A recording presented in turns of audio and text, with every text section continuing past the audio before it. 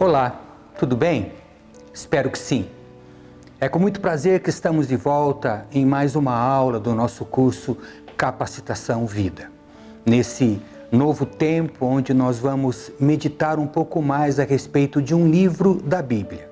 Sabe que a palavra Bíblia, ela vem de um vocábulo grego, biblos, que até é o nome de uma cidade lá no Líbano. Você deve estar lembrando desse país por causa da explosão que teve na zona portuária de Beirute, a capital, onde morreu muita gente. Sabe que o Líbano, daquela região, é o país com maior percentual de cristãos. Cerca de 40% da população são cristãos, ainda que nominais. Então, muitos irmãos em Cristo e muitos cristãos, muitas pessoas sofreram tragicamente esse evento, essa grande explosão. Por isso, coloco o Líbano em oração. Então, Biblos era uma cidade naquele país onde havia uma grande produção de papiro. Papiro é uma espécie de junco que nasce na beira dos rios e que era colhido, era umedecido, amassado e se fazia o papiro, um rolo que era espécie de papel. Até papel vem de papiro. Pois bem, a Biblos, que traz para a gente a tradução que nós, traduzimos como Bíblia, também deu origem à palavra biblioteca. A Bíblia é uma biblioteca. A Bíblia é composta de 66 livros. E nós vamos meditar neste segundo semestre sobre livros da Bíblia. O primeiro livro que nós vamos meditar neste tempo é o livro de Tiago. Um livro muito gostoso, muito prático. Ele é conhecido como o livro de Provérbios do Novo Testamento, com muitos ensinamentos em seus 5 capítulos, pequenos capítulos, mas com conteúdo maravilhoso. De fato, toda a Bíblia é maravilhosa. Mas antes de entrarmos na introdução dessa matéria, eu quero orar por você. Amado Pai, em nome de Jesus, em Tua presença, me coloco nesse momento, junto com esta vida que está me vendo e ouvindo, pedindo a Tua graça, a Tua bênção sobre ela, que esta aula seja prazerosa, não apenas no sentido de trazer informações, mas trazendo confiança, fé e esperança. Eu peço a Tua bênção sobre ela, em nome de Jesus. Amém.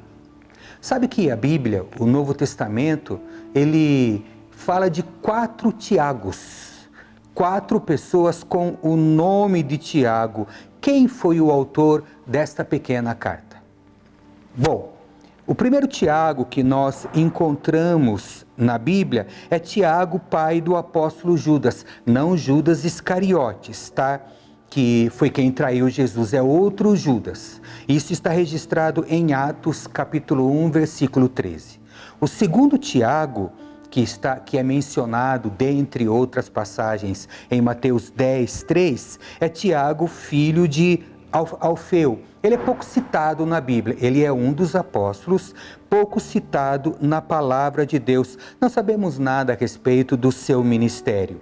O terceiro Tiago é esse já mais conhecido, é filho de Zebedeu, ele irmão de João, fazia parte daqueles 3 apóstolos, Pedro, Tiago e João, que tinham uma maior proximidade com Jesus. Por exemplo, esteve no Monte da Transfiguração e teve outros momentos de maior contato com o Mestre amado. Este Tiago aqui foi o primeiro apóstolo a ser martirizado no ano de 44 depois de Cristo. Ele com certeza não foi o autor da Epístola de Tiago, porque ela, segundo os teólogos, é o livro do Novo Testamento mais antigo, escrito por volta do ano 45 depois de Cristo. E finalmente nós temos mais um Tiago, que é Tiago, irmão de Jesus. Mateus 13, 55 registra esse irmão natural, tá? Filho de José e de Maria. E esse Tiago se tornou um grande líder da igreja em Jerusalém. Os teólogos concordam que este Tiago foi o autor dessa epístola.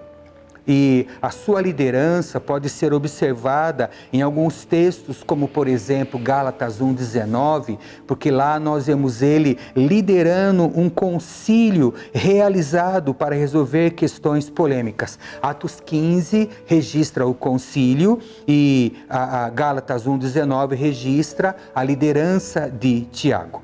Então, a ele é atribuída a autoria desse livro muito interessante, muito instrutivo.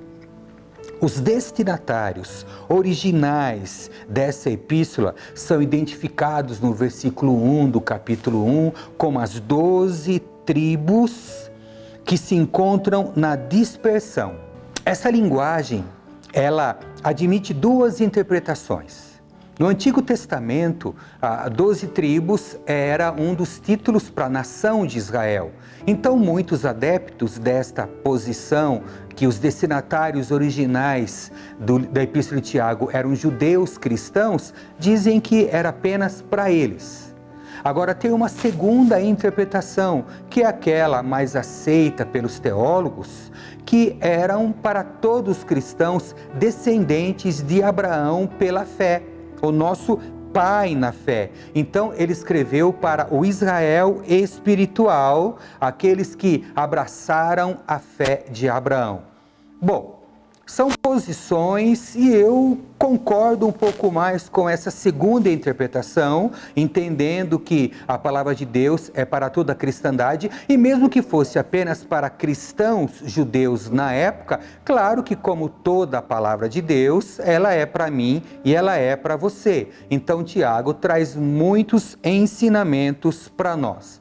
O próprio Senhor Jesus introduziu essa ideia do Israel espiritual, dos descendentes pela fé em Abraão. Então, esse termo foi também empregado, além de Jesus, pelos próprios discípulos do Mestre amado. Nós vemos esse sentido usado em Romanos 2, versículo 28, em Apocalipse 7 e Apocalipse 14. Por isso que, como já disse a você, eu concordo mais com essa posição de que Tiago escreveu para toda a cristandade e o 12 tribos foi apenas uma figura de linguagem, apontando para todos aqueles que abraçaram, que exerciam, que tinham a fé de Abraão. Ele é o nosso pai na fé, aprendemos na palavra de Deus.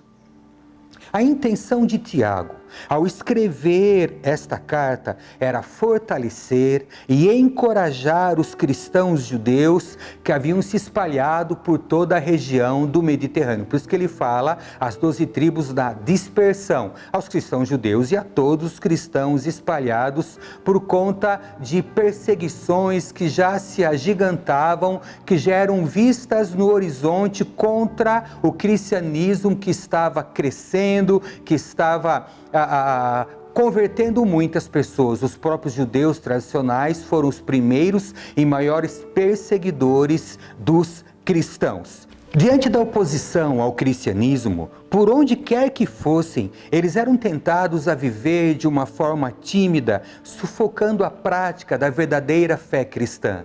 Algo importante é que o cristianismo não é uma fé exclusiva, ela é uma fé inclusiva, ela é uma fé que é professada através do testemunho, através do comportamento. O verdadeiro cristão não consegue esconder que ele é um cristão, é algo natural, sem palavras, apenas pelas suas ações e reações, pelo seu comportamento. Então, os cristãos da época, assim como hoje, os cristãos verdadeiros, não conseguem esconder a fé em Jesus Cristo. Lá, eles eram perseguidos, e como eu disse, incitados a ter uma fé tímida, a serem reclusos, a não proclamarem, e isso era impossível.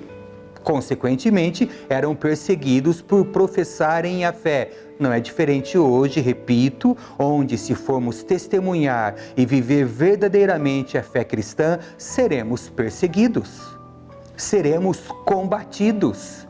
Então, por isso que essa epístola, esta carta, é tão importante para nós hoje em dia, com ensinamentos e instruções muito válidas para o nosso testemunho. se não existe no Brasil uma perseguição declarada, como havia naquela época, primeiramente pelos judeus, pelos judaizantes e depois pelo Império Romano como um todo, no Brasil existe uma perseguição velada, encoberta com o véu. Esse é o significado da palavra velada, escondida, oculta, disfarçada de posições politicamente corretas. Vimos recentemente até uma cantora gospel famosa tendo que alterar um clipe porque ela, segundo a mídia, segundo alguns grupos, foi politicamente incorreta na sua posição de falar do perdão. A esposa perdoou o marido que era violento, enfim, teve que alterar para que as pessoas parassem de combatê-la. E nós sofremos esse tipo de perseguição quando temos posições bíblicas, mas contrárias ao conceito vigente de aceitar todos os comportamentos. E como cristãos, não podemos agir assim. Somos cristãos fiéis à palavra de Deus em todo o momento. Por isso, há uma perseguição velada. Até já foi dito que nos países onde há uma perseguição institucionalizada, onde o governo se levanta contra os cristãos, países hoje em dia muçulmanos ou comunistas como a Coreia do Norte, há décadas o maior perseguidor do cristianismo, dá para saber quem é cristão e quem não é. Mas em países onde há uma perseguição velada, como o Brasil, onde existem essas pressões para transigirmos com relação à palavra de Deus, para não aplicarmos e não vivermos os princípios da Bíblia, é perigoso. Porque não sabemos quem é e quem não é cristão e corremos o perigo de, como eu disse, viver uma fé tímida. Ou timidamente, isso não combina com a fé cristã. A ousadia é um posicionamento que confronta as forças contrárias, o inimigo, e precisamos ser ousados. E se formos intimidados, vamos nos recolher, vamos nos omitir, e isso não pode. Então eu não sei o que é pior, uma perseguição declarada ou, como disse, uma perseguição velada. Nesta carta, somos exortados a viver uma fé viva, onde não apenas ouvimos acerca de verdades do Evangelho, mas colocamos em prática. É uma fé contrária à fé silábica. Sabe aquela fé só de boca? Onde a pessoa diz que é cristã, mas não vive esta fé de maneira real, de maneira verdadeira. Essa fé silábica, ela não produz nenhuma evidência prática capaz de confirmar o que se professa. Por isso, o autor nos exorta a amar uns aos outros no serviço e dedicação e nos dedicarmos com sinceridade, pois este sim é uma evidência verdadeira da nossa fé, o servirmos e o amarmos de forma prática. Até porque, penso que você já ouviu de mim ou de outros professores, amor não é sentimento. Desculpa aí, não estou aqui querendo chocar ninguém. Amor é uma decisão, é um ato da escolha. Claro que isso envolve sentimento, mas que é precedido pela vontade. Então precisamos desejar amar, precisamos mostrar esse amor de maneira prática. Não esqueça, o maior texto bíblico, isso eu lembro que eu falei numa das aulas anteriores, que fala sobre o que é amor, não é 1 Coríntios 13, tá? Que é um capítulo lindo sobre o amor, mas é João 3,16. Eu nem vou citar o texto, pega a sua Bíblia e dá uma olhadinha no que está escrito lá. Aí você vai entender o que é amor verdadeiro. Também, nessa epístola, aprendemos sobre as tribulações, somos ensinados que elas são instrumentos de aperfeiçoamento. Até mesmo as tentações que são frutos dos nossos maus desejos, se nos humilharmos, nos submetermos, clamarmos o Senhor, vamos resisti-las. O diabo nos tenta, mas ele nos tenta baseado, fundamentado em nossas fraquezas, nos nossos maus desejos. Mas se nos humilharmos e buscarmos a Deus, todas essas circunstâncias adversas poderão ser revertidas para o nosso bem e para o bem do reino de Deus. Bom, de qualquer forma, Tiago diz que somos salvos pela lei do amor, isto é, pela manifestação graciosa de Deus em Cristo. Sendo assim, devemos também ser graciosos com o próximo. Lembra, cristão, Cristo menor? Hoje somos nós que estamos aqui. Jesus fisicamente não está mais presente. Somos nós, a igreja do Senhor Jesus, os cristãos. Devemos ter um comportamento, um procedimento, ações e reações, sempre falo, há uma grande diferença. A ação é premeditada, a reação é que de fato mostra o que temos por dentro. Balançou, derruba alguma coisa de bom ou de ruim. Então, nesse nosso comportamento precisa ser semelhante ao de Jesus. Cabe aqui uma pergunta. Em seus passos, o que Jesus faria?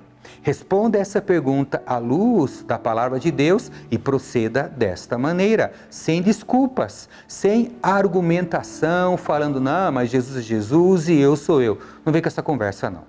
Tá? E Tiago traz isso de maneira prática. Considerando, como eu disse lá no início, o livro de Provérbios do Novo Testamento, esta carta aborda a sabedoria que vem do alto, ou a sabedoria de Deus como algo acessível a todos aqueles que a desejarem. E para obtê-la, Tiago nos diz que basta pedirmos em oração e nos será dada. Então podemos ser sábios. Sábios como Deus, não na plenitude, mas de maneira suficiente para darmos um bom testemunho e para termos um viver eficaz, mostrando que somos Cristo menor, cristãos. Por fim, e essa aula é apenas uma introdução, tá? Nas próximas aulas nós entraremos nos 5 capítulos e de maneira detalhada vamos abordar os ensinos que Tiago nos traz. Por fim, ele aborda o tema das riquezas terrenas, nos mostrando que elas são passageiras e que devem ser usadas para a glória de Deus e serviço ao próximo. Observe sempre, e você vai ver isso ao longo das aulas, que Tiago nos incita a termos um relacionamento eficaz com Deus e com o nosso próximo. É bem parecido com o que o Senhor Jesus ensinou a respeito do resumo da lei, amar a Deus sobre todas as coisas e ao próximo como a si mesmo.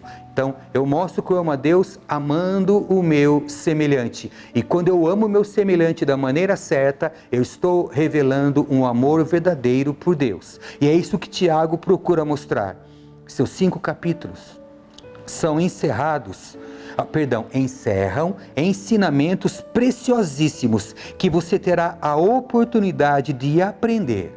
Então eu quero incentivar você a não perder as próximas aulas. Eu quero incentivar você a assistir às mesmas. Teremos aí 5 aulas, porque são 5 capítulos, onde os professores que aqui estarão trarão ensinamentos preciosos para você, que vão te enriquecer teologicamente e espiritualmente.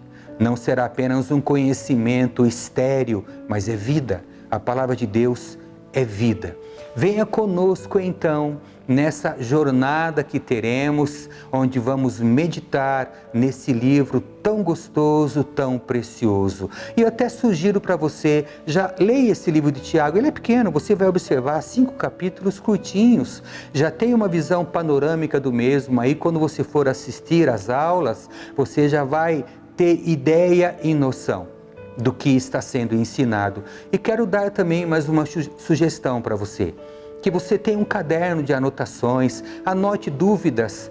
Você pode entrar em contato conosco, tanto pelo telefone do nosso escritório, 3343-5003, e também através das nossas redes sociais, fazendo perguntas sobre aquilo que está sendo ensinado. Queremos ser instrumento de Deus para abençoar você, tá bom? Eu quero fazer uma oração por você, encerrando esse tempo breve. Amado Pai, em nome de Jesus, em Tua presença, eu quero Te louvar por essa oportunidade de estar com esse que está me vendo e ouvindo, para trazer um desejo no coração dele, para criar um desejo no coração de aprender mais e mais da Tua palavra, sendo um cristão eficaz. É isso, Pai. A Tua palavra nos capacita, nos edifica e nos incita a termos uma vida plena, não apenas com relação a nós mesmos, mas com relação ao mundo onde vivemos. Por isso eu oro por esta vida e peço a Tua graça nesses tempos difíceis que estamos vivendo, com os quais estamos nos acostumando um pouco ou não. Enfim, peço a Tua bênção sobre esta vida, em nome de Jesus. Amém. Que Deus abençoe você.